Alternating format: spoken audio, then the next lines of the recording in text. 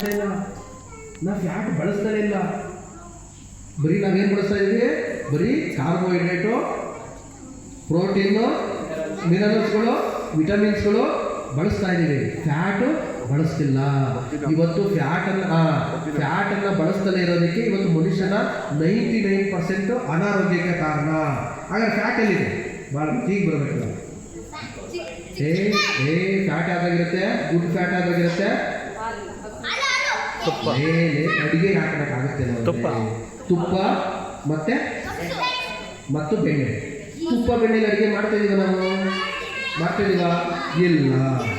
ಅಂತ ಒಳ್ಳೆ good fat ಯಾವ್ದಾಗಿದೆ? ಕೆಲಸ ಮಾತಾಡಬಾರ್ದು. ಯಾವ್ದಾಗಿದೆ? ಅದು ತಾಜಾ ತೆಂಗಿನ ಎಣ್ಣೆಯಲ್ಲಿ ಇವತ್ತಿನ ದಿನದಲ್ಲಿ ತಾಯಿ ಎಡೆಹಾಲಿಗೆ ಸಮಾನವಾಗಿರುವಂಥ ತೆಂಗಿನ ಎಣ್ಣೆ ಗುಡ್ ಫ್ಯಾಟ್ ಇದೆ.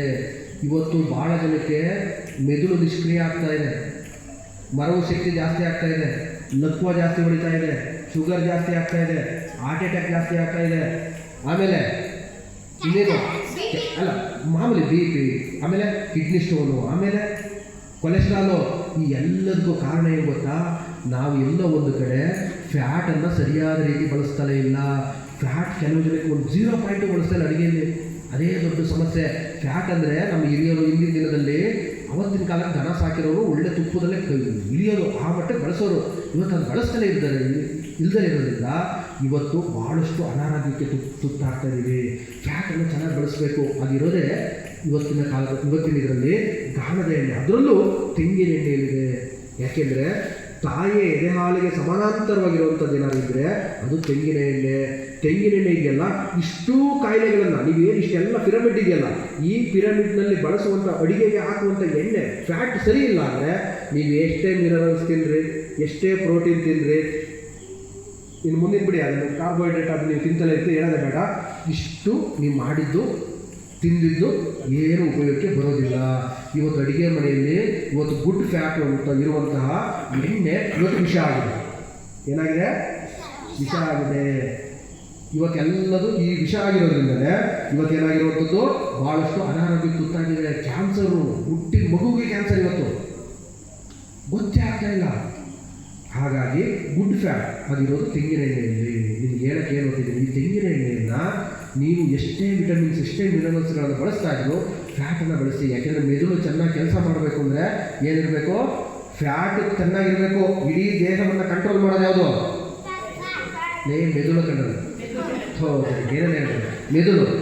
ಇಂತಹ ಮೆದುಳು ಚೆನ್ನಾಗಿ ಕೆಲಸ ಮಾಡಬೇಕು ಅಂದರೆ ಏನು ಬೇಕು? ಗುಡ್ ಫ್ಯಾಟ್ ಬೇಕು. ಅಂಥ ಫ್ಯಾಟು ನೀವು ಚೆನ್ನಾಗಿ ಬಳಸಿದ್ರೆ ನಿಮಗೆ ಹೃದಯಾಘಾತ ಆಗಲ್ಲ. ನಿನ್ನಿಗಾಗಿ ಮಾಡ್ಕೊಂಡ್ರೆ ಬೇರೆಯವರಿಗಾಗಿ ಬೇಡ. ಈ ತೆಂಗಿನ ಎಣ್ಣೆ ನಾನು ಹೇಳಿದೆ ಅದು ಲೀಟ್ರು 900 ರೂಪಾಯಿ ಇದೆ, ಕಾಸ್ಟ್ಲಿ. ನಿಮ್ಮ ಫ್ಯಾಮಿಲಿಗೆ ಒಂದು 4 ಜನಕ್ಕೆ ಒಂದು ತಿಂಗಳಿಗೆ 1 kg ಎಣ್ಣೆ ಸಾಕು. ತೆಂಗಿನ ಎಣ್ಣೆ ಚೆನ್ನಾಗಿರ್ಬೋದು. ನೀವೇನು ಅನ್ಕೊಂಡ್ಬಿಡ್ತಿರ್ಬೋದು, ಕೆಲವೊಂದು ತಪ್ಪು ಮಾಡೋದೇನು ಗೊತ್ತಾ? ಇದೇನು ದೊಡ್ಡ ದುರಂತ ಅಲ್ಲ ಸರ್. 1 kg ಎಣ್ಣೆ ತಗೊಂಡು ಮಾಡ್ಕೊಂಡೆ, ನೆಂಟರು ಬಂದರೆ, ಅವರು ಇವರು ಸ್ನೇಹಿತರು ಬಂದರೆ ಇವ್ರಿಗೆ ಏನು ಮಾಡೋಣ ಸರ್? ಈಗ ಇಷ್ಟೊಂದು ಕಾಸ್ಟ್ಲಿ ಕೊಟ್ಟು ಎಲ್ಲರಿಗೂ ತಿನ್ಸೋಕ್ಕಾಗತ್ತಾ? ಅವರಿಗೆ ಅಕಸ್ಮಾತ್, ನಾನು ಒಳ್ಳೇದು ಹೇಳ್ತೀನಿ ಪಾಪ, ಕೆಟ್ಟದ್ದು ಬಯಸಲ್ಲ, ಅವರಿಗೆ ಅಕಸ್ಮಾತ್ ಗಾಂಜ್ ಎಣ್ಣೆ ತಗೊಂಡ್ರೆ, ಹಂಗೂ ನೀವು ಗಾಂಜ್ ಎಣ್ಣೆ ಇವತ್ತು ರೇಟ್ ಜಾಸ್ತಿ, ಇವತ್ತು ದುಬಾರಿ ಇದೆ. ಹಂಗೂ ಏನು ಮಾಡ್ಬೇಕು ನೀವು? ಮಾಮೂಲಿನೇ ಮಾಡೋಣ, ನೀವು ಮಾಡ್ಯಾರ ಅಲ್ವಾ?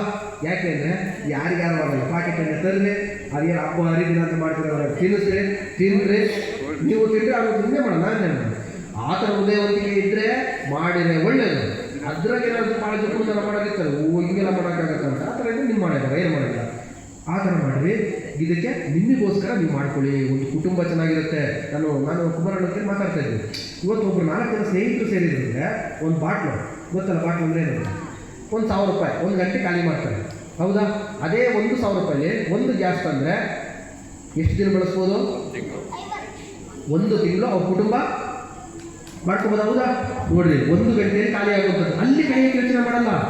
ನಮ್ಮ ಜನ ಹೆಂಗಾಗಿದ್ದಾರೆ ಅಂದರೆ ಅಲ್ಲಿ ಬೇಕಾ ಸುಲಭ ಕಳೀತಾರೆ, ಆದರೆ ಇಂಥದಕ್ಕೆ ಮಾತಾಡಬಾರ್ದು, ಇಂಥದಕ್ಕೆ ಯೋಚನೆ ಮಾಡ್ತಾರೆ. ಅದಕ್ಕೆ ನಿಮಗೆ ಹೇಳ್ತೀನಿ ಕೇಳ್ಕೊಳ್ಳಿ, ನಿಮ್ಮ ಭವಿಷ್ಯದಲ್ಲಿ ನಿಮ್ಮ ಮಕ್ಕಳು, ನಿಮ್ಮ ಕುಟುಂಬ ಇವಾಗ ಚೆನ್ನಾಗಿರ್ಬೇಕು. ಯಾಕೆಂದರೆ ಮನೆಯಲ್ಲಿ 4 ಜನ ಇದ್ದಾರೆ ಅಂದರೆ ಅವರಲ್ಲಿ ಯಾರು ಒಬ್ಬರಿಗೆ ಏನಾದ್ರು ಅನಾರೋಗ್ಯ ಸಮಸ್ಯೆ ಬಂತು ಅಂದರೆ ಆ ಮನೆಯಲ್ಲಿ ಖಂಡಿತ ನೆಮ್ಮದಿ ಇರಲ್ಲ. ನಾನು ಹೇಳೋ ಭಾಷೆ ಅರ್ಥ ಮಾಡ್ಕೊಳ್ಳಿ, ಏನಿರಲ್ಲ ಅಲ್ಲಿ ನೆಮ್ಮದಿ ಇರಲ್ಲ. ನೆಮ್ಮದಿ ಇರಬೇಕು ಅಂದರೆ ಎಲ್ಲರೂ ಈಗ ನಾನಿಷ್ಟು ಚೆನ್ನಾಗಿರಲಿ, ಯೋಗ ಮಾಡ್ತಾ ಇದ್ದೀನಿ, ಬಂದಿದ್ದೀನಿ ನನಗೆ ಮನೆ ಬಿಟ್ಟು ಅಂದರೆ ನನ್ನ ಮನೆಯಲ್ಲಿ ಎಲ್ಲರೂ ಆರೋಗ್ಯವಾಗಿರೋದ್ರಿಂದ. ಅಕಸ್ಮಾತ್ ನನ್ನ ಮನೇಲಿ ಯಾರು ಒಬ್ರಿಗೆ ಆರೋಗ್ಯ ಕೆಟ್ಟಿದ್ರು, ನಮ್ಮ ಅಪ್ಪನ ನಾನು ಯೋಗ ಮಾಡೋಕ್ಕಾಗದ ಕುಮಾರಣ್ಣ ಕರೆದ್ರು, ಅಣ್ಣ